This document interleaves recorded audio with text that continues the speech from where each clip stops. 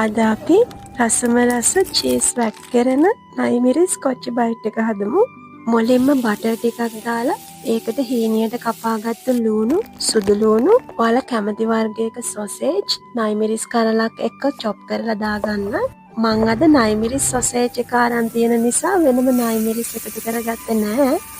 රසපතිමට ගම්මිරිස්, පාන් පිටි මේස හැඳි දෙකක්, කිරි කෝප්ප භාගයක්, ඔයාලා කැමති වර්ගයකින් චීස්.